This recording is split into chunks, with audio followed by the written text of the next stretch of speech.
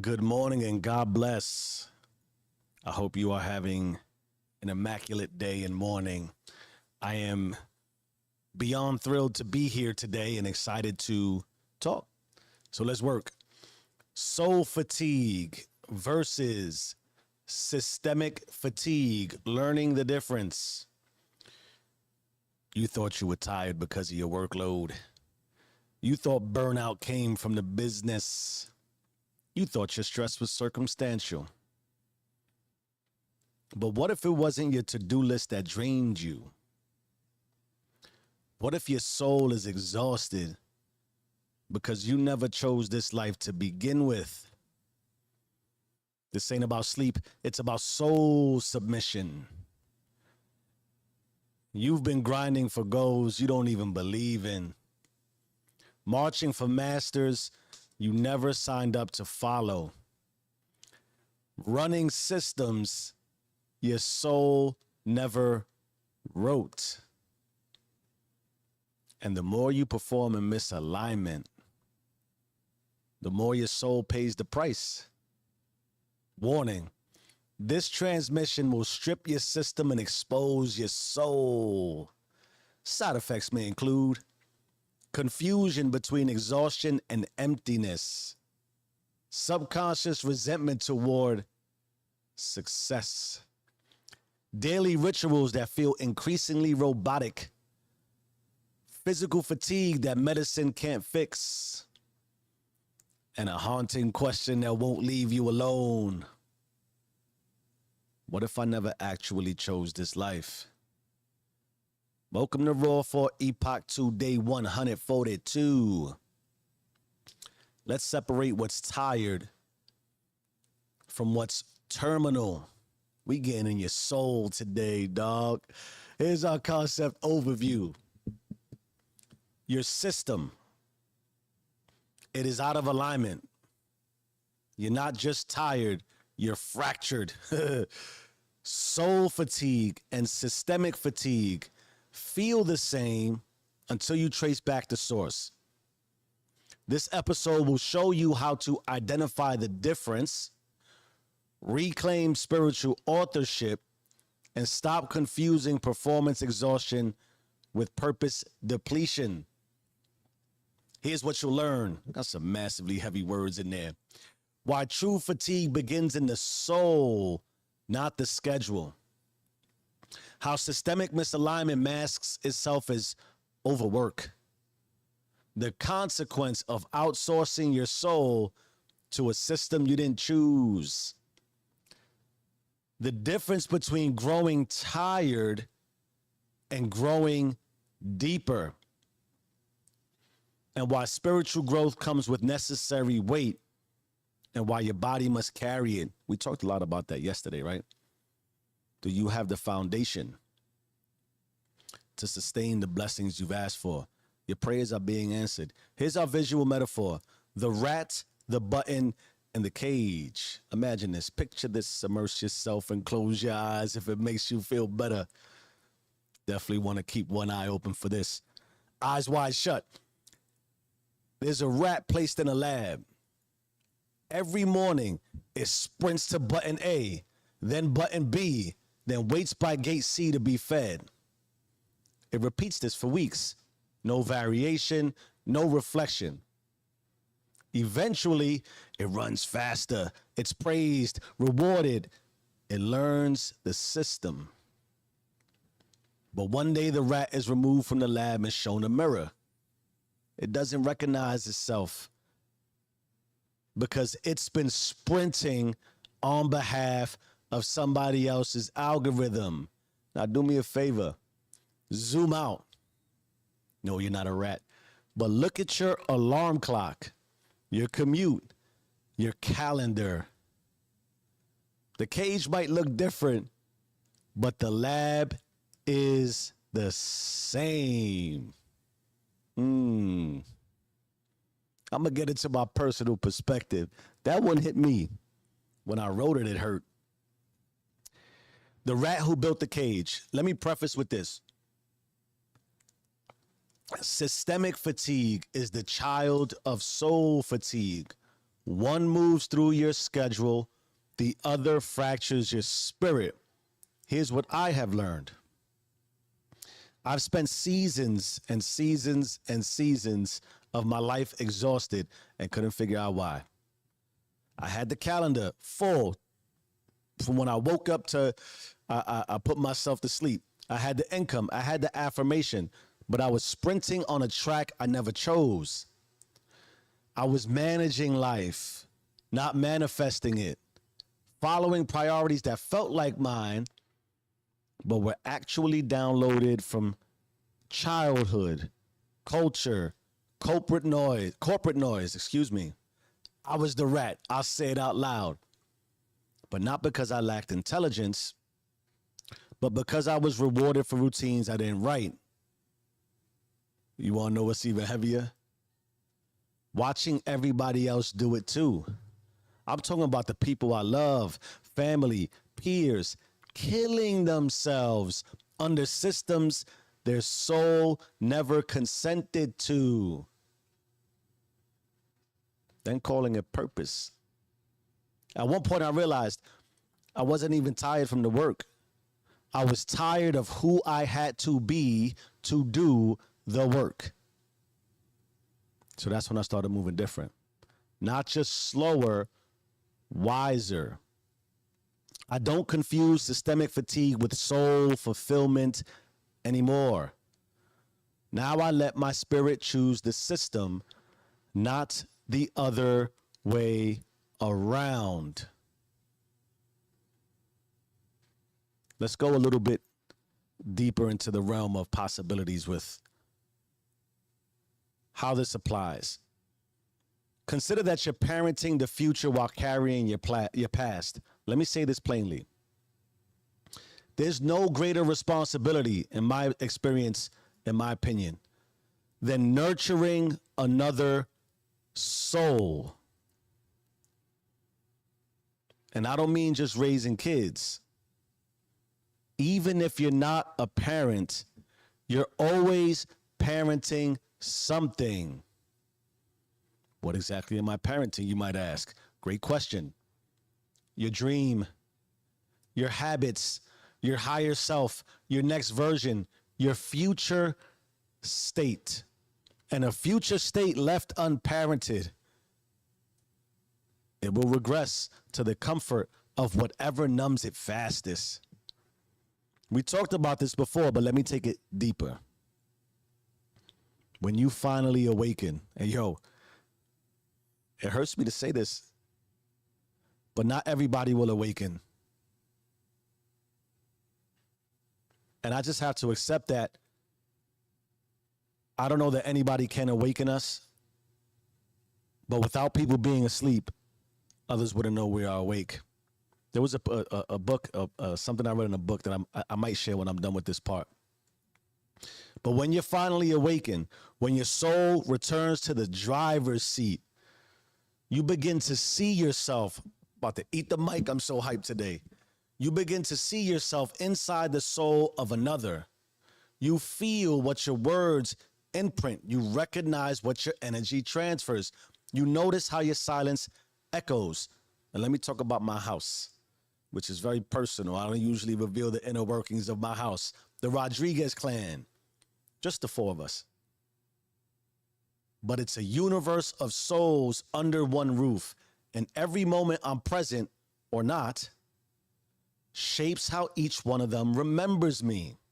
And worse, how they remember themselves.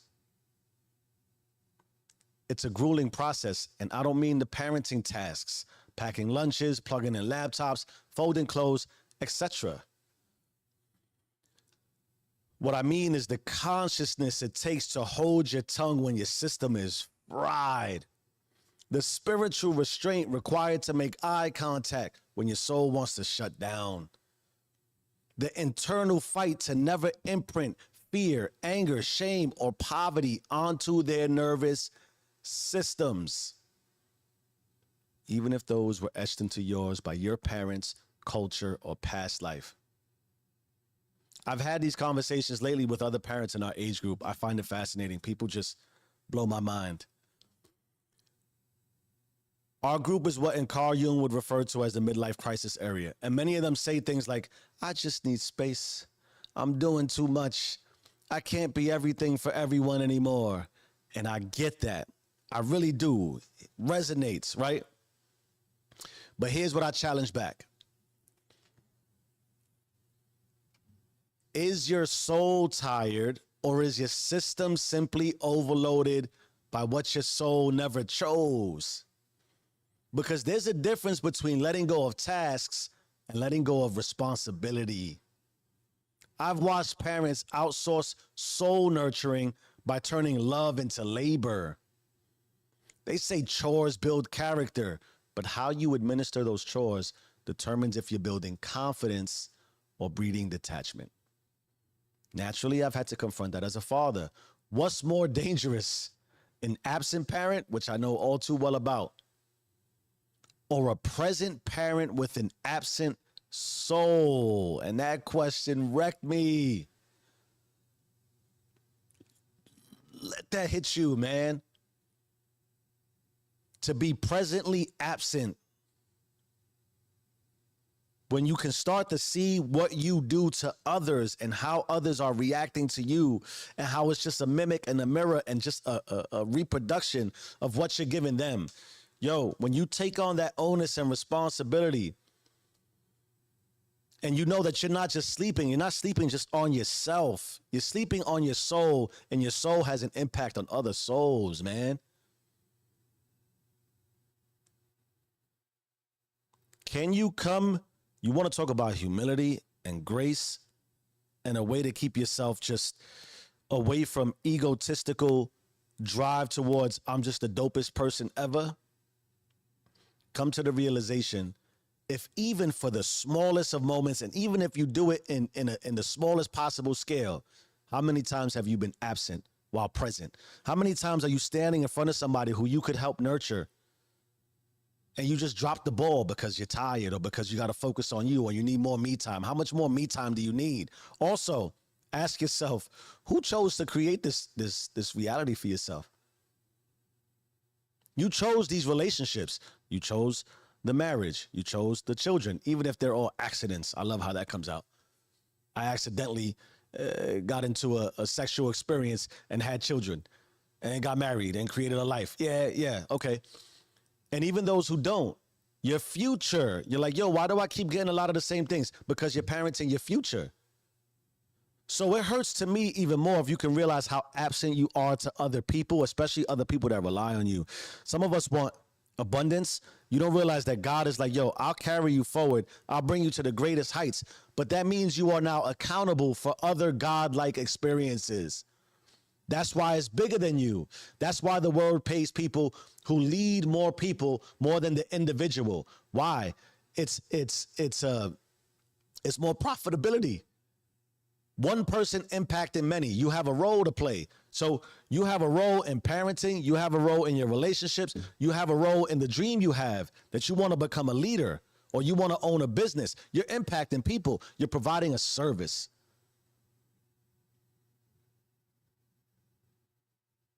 That's what we talked about. You ask for the weight of abundance. You pray and pray and pray and pray to receive. And if there's no give back, there's no kickback. And every time, especially as parents, that blows my mind that I'm not innocent of this. I'm telling you this because I'm guilty of it, because I've done it. And the biggest regret, it took at least till my daughter was 10, my son was 7 for me to figure this out. Imagine what I've done to them through those years. And it's neglect, it's ignoring, it's reacting to them in anger that builds their anger. Then when they spaz out, you're like, yo, why are my children talking to me like that? How do you talk to your children? Then scale that. How do you nurture your life? How do you nurture your relationships? Is it really just your boss? You just have the worst boss in history. That happens sometimes. But the reality probably is you're not that great of an employee. Because a boss, at the minimum, a leader who is responsible for people, knows if their team fails, they fail. That's why I don't talk about my team. It's our team. It's a reflection of me. If they're not doing well, I look terrible. And the better they look, the better I look, the bigger my team grows. The bigger my paycheck grows, the bigger my responsibility grows, the more accountability God can trust me with. So are you presently parenting with an absent soul? You can be doing that to your life, to your future, to the version of you. Your future version, every time you think and behave and act, is watching you like, oh, okay, it's being curated and crafted. And the future you is like, oh man, if only you could, but you're absent. You can't see it that way because you too busy trying to be immediately satisfied right now. That's the significance of posting for the gram, posting for social media, immediate doom scrolls for 86 hours of your day. It's because you're killing your present moment. You're absent in your present. Your future becomes more and more distant, more and more absent, more and more hollow. And you're like, but I prayed. Yes, you prayed. You prayed for the same things over and over and over and over again. And then you question God. God is looking at you like, you asked me for this? Your life is exactly what you expect it to be.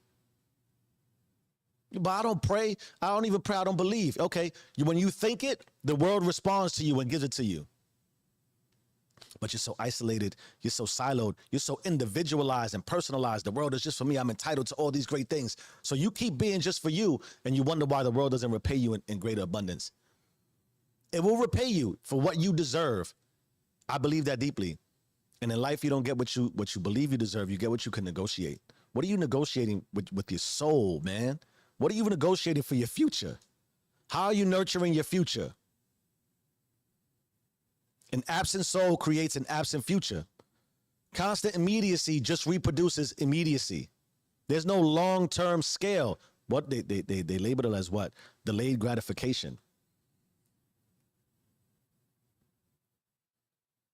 You can't push towards it because you're absent. So that question wrecked me. That question wrecked me because I realized I have become a translucent father. Visible but empty, there but not with them, physically nearby but spiritually leaking. That's when God whispered. You already know what he whispered to me. Some of you are praying for the winning lottery numbers. I got them. You know what they are? Spend more time with your wife and children.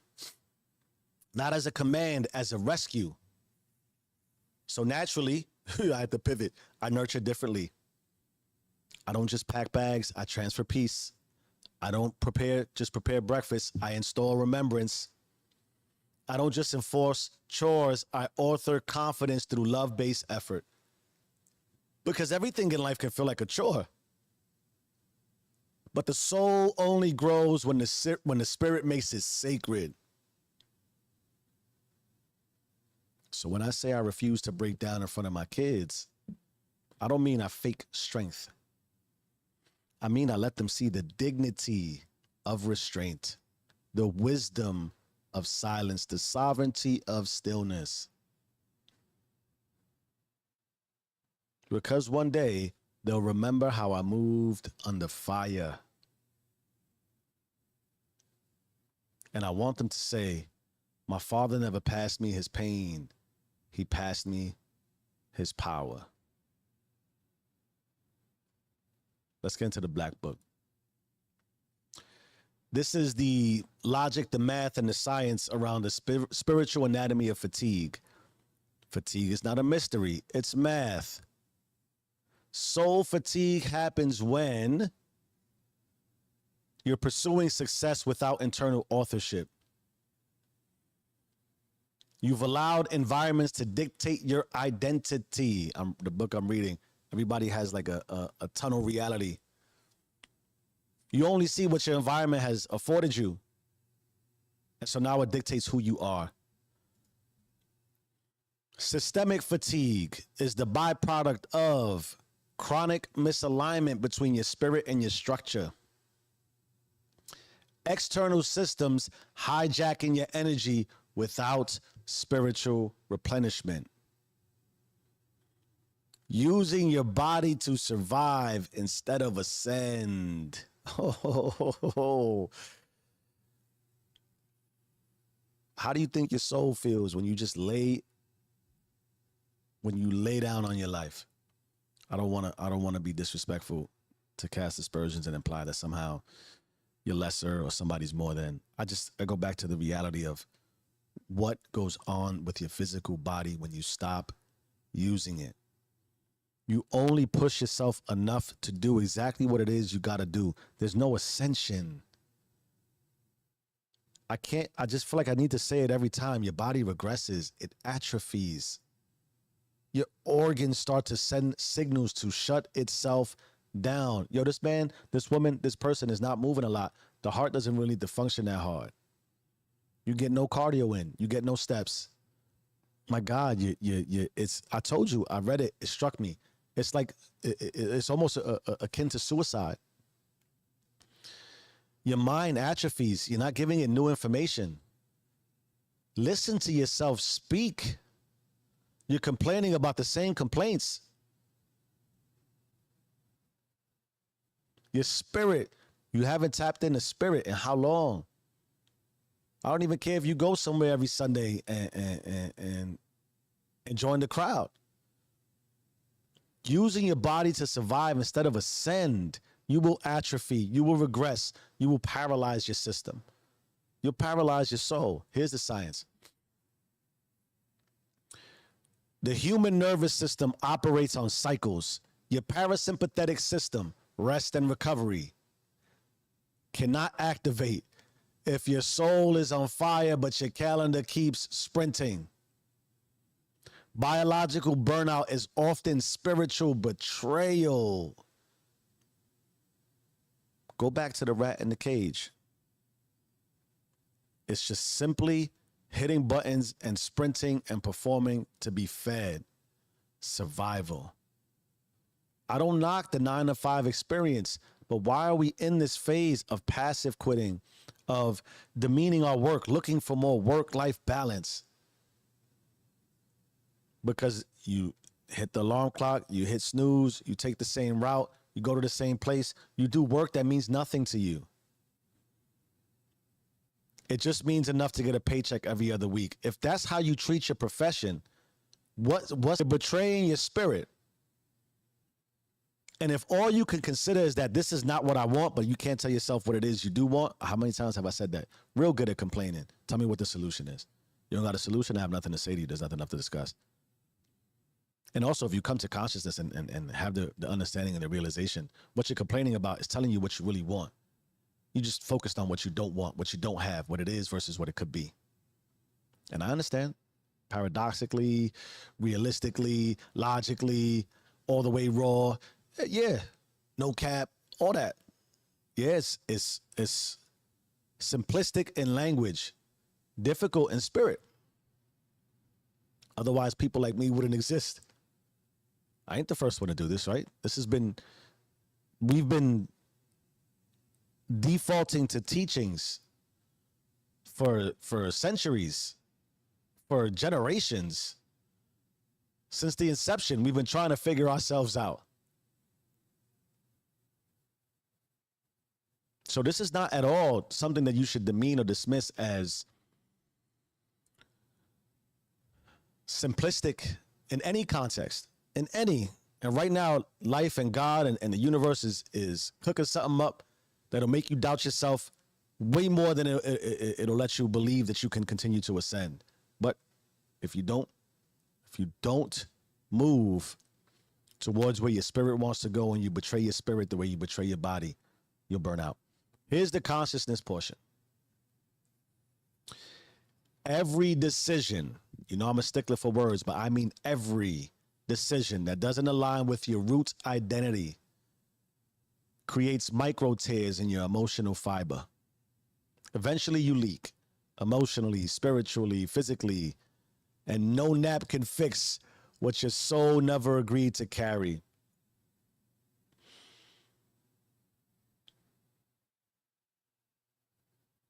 Check the chat real quick. You can't overlook the decision-making process by the micro present moment. More you can come to consciousness presently and make decisions that align with the man, the woman, or the person you want to be, where your soul is taking you to, the more consciously You'll start to rewire, recondition, and repurpose yourself.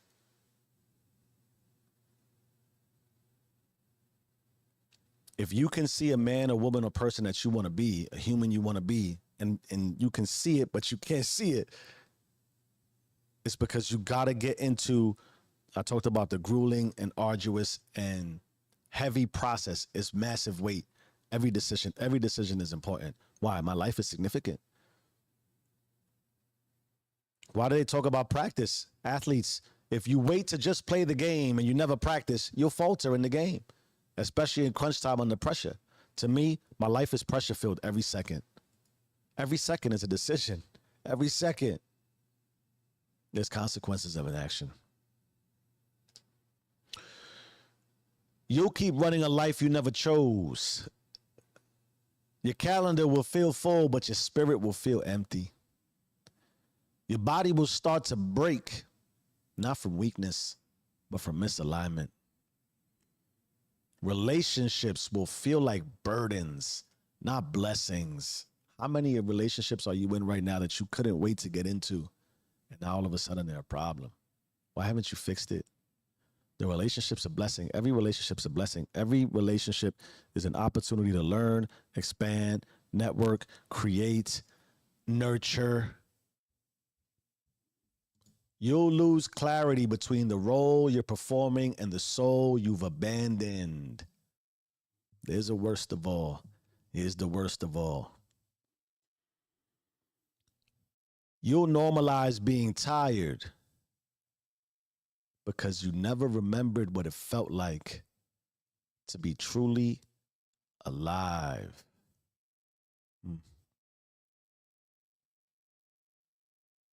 Those are the consequences of an action.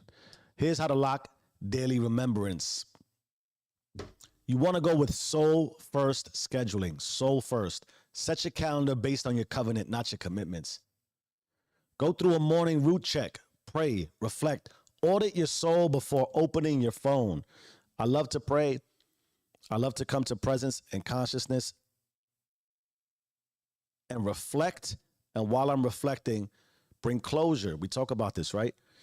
Beginning your day by simply wiping the slate and knowing that I got a day, I have commitments, I'm thinking about the person I want to be so I can behave as the person I want to be. I'm letting go of everything that preceded it. I'm even letting go of anything that may come. I'm here. Audit your soul. Figure out where you're at. Every morning.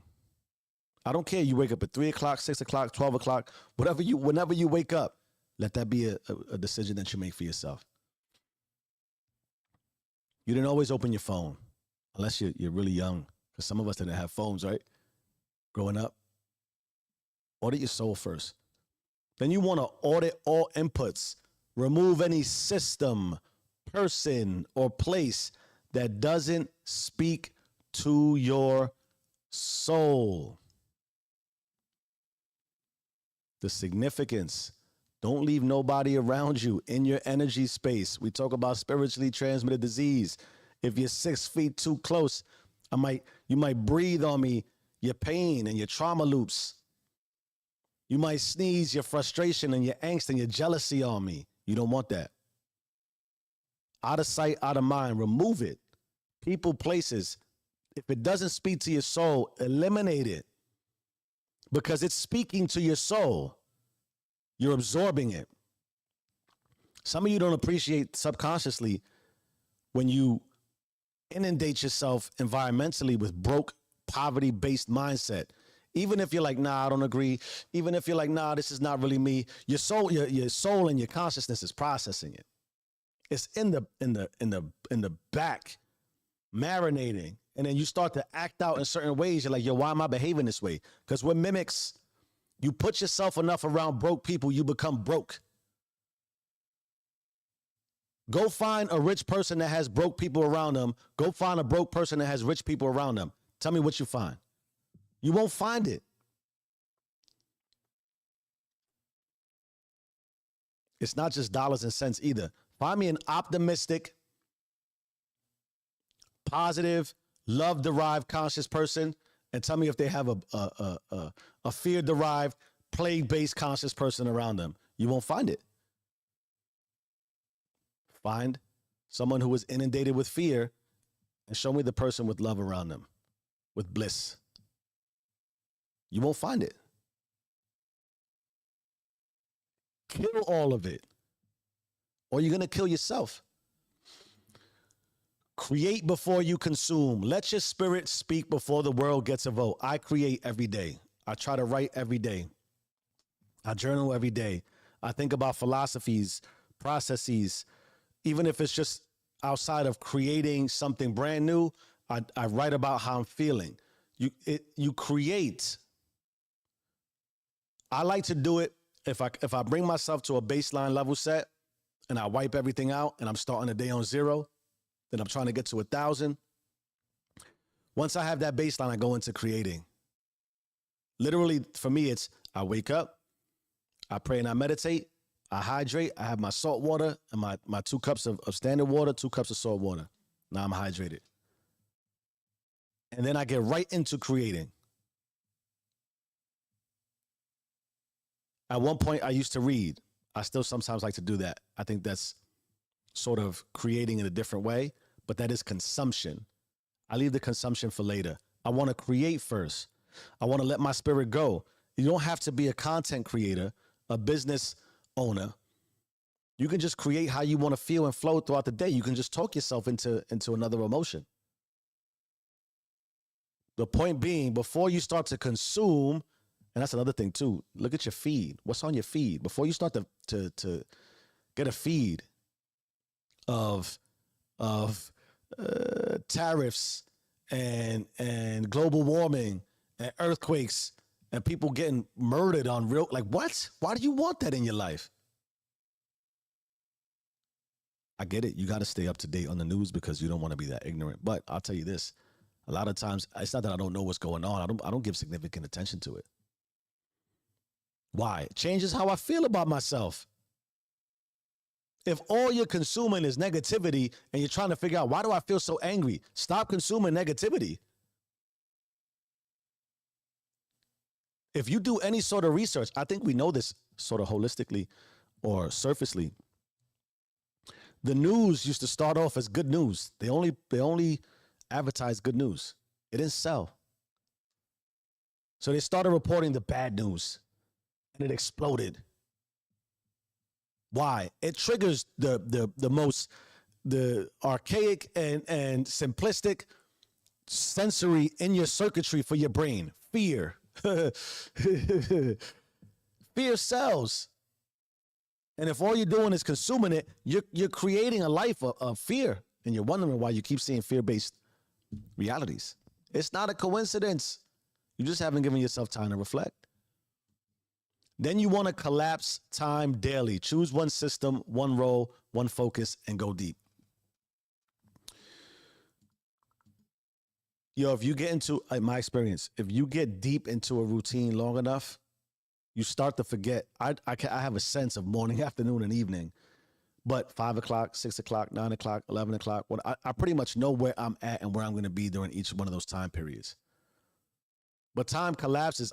You think I'll come on here. What's today? It's not because I'm trying to be cool or cute. The month, the day, the time, the hour, the second means nothing to me.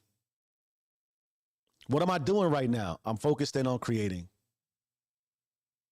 And I lose myself in creation. Where am I at right now? I am with my wife and my children. I lose myself in husband and fatherhood. Where am I at right now? I'm in my 9 to 5. I lose myself in my 9 to 5. I go all the way deep. It's time to go to sleep. I sleep. My day is done. I wrap it up. I start again. I repeat. We give time to relevance the way we give our past contextually relevance. I know, I get it. It helps keep us organized. It's a system. But don't worry about, I need the 50. Just go. Here's our phone tap. Creation, covenant, loop. Audit, remix, re-record. You got the call. The move like it's recorded. We start with an audit. Ask yourself today. Let's do this today. Where in my life do I feel most depleted, but I keep showing up anyway? Whose vision am I serving that my soul never agreed to? And then ask this, what system am I still pretending to belong to?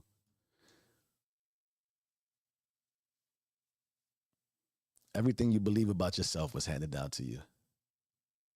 I'm not saying it's wrong. I'm asking you, is it yours? The rat hits button A, button C, button B, and waits by button C for food. The alarm clock goes off. You rush to a job you're pretending to like to collect a paycheck.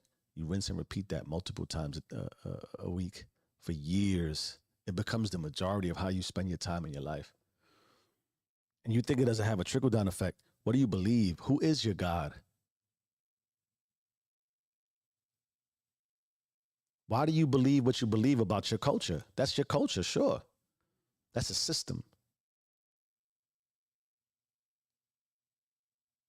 Accept it. Use it to help establish identity, but nothing other than, now that I know all this, I want to go find out what I don't know. Because the systems you're continuing to pretend to belong to that tell you socially how to be accepted, socially how to be successful, and forcing you into find all this me time, you've mastered that. You're never going to lose it. It's burned into you. You can go back, I assure you. Go learn something different. Then you want to hit it with the remix. This is our thought identity portion. How about this for what you're probably thinking? It's not just, I'm tired. It's, I'm tired of pretending this matters to me. Replace I just need rest with I just need realignment. Here's a new thought. If I didn't choose it with my soul, I won't sustain it with my system. Then you want to re-record, take some action. Decline one commitment that doesn't align with your apex. When the phone rings, that's not a commitment, by the way. And if it's a text and a notification, you don't have to pick it up. Start there. Start deleting all the old text message history you got. See when it pops back up again and see if it aligns with your apex. What's your apex? Where you going? Where you at? What's your North Star? Then you want to add a soul-rooted checkpoint to your morning routine. I just believe the morning sets the tone. It has a carryover effect. Root in. Talk to your soul. Yo, who are we? Who are we going to be? How am I moving today? Choose presence in one task and do it as if your legacy depends on it. Because it does. The next time you're involved in a conversation with somebody who is relationally intimate to you, that you might have been sort of overlooking for the last few years, you have the conversation out of like obligatoriness, in an obligatory way. Come to consciousness, come to presence, and see the person you're talking to. And ask yourself, what does this person really mean to me in my life? It might be your wife, your husband, your children, your best friend, your boss. But lock in on that one conversation. And even if it starts to sound like what is it? What's that cartoon? Don't dismiss it. Lose yourself in what the person means to you. Really think about how much you love this person, and then watch how it goes from womp to real, tangible, meaningful, actionable, important, significant words, because they're telling you something. And if it's not a conversation, then when you're creating or when you're sitting down with yourself, come to presence and just ask, yo, what am I doing? Is this where I should be? Is this where I want to go? Take a walk. Don't even set a timer. Don't open your app. Don't even track it. Just walk. Just walk until something hits you. Not, I got to do the laundry. I got to cook. I got to throw out the garbage. No, not that. Walk until you figure out who your soul is. Listen for God, root, source. Let the world speak back to you. One task. And if you have to go do a chore, I love doing the dishes. The dishes bring me presence. I don't know if it's the water. I see it as I'm cleaning something that was dirty, but it was dirty because it provided nourishment. Somebody ate off that plate. And when they eat, what happens when you eat? You replenish your body. So the plate did its job. I rinse it off clean. I bring it back to a reality where it can be reused again. Because why? I have to nurture again. It's not just breakfast. You're not just like, here's some Lucky Charms and go. You're nourishing a soul, man. When you're throwing out the garbage, that's like, what is that? That is where you're dumping things that no longer belong in your house. And you're cleaning it and you're emptying it and you're giving it another opportunity to receive more dirt. You don't want to carry dirt. None of us want to carry dirt. That's how dead bodies get built. When you're making your bed, it's so somebody could come back and rest in it.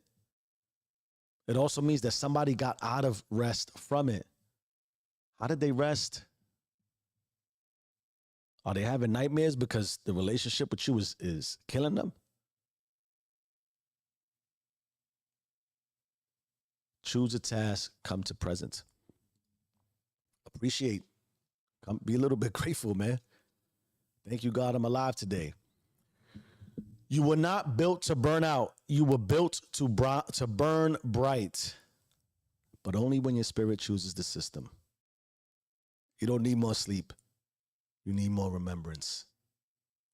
Own it or be owned by it. You either run the system or the system runs you. Change your mind, change your life. I am who I say I am.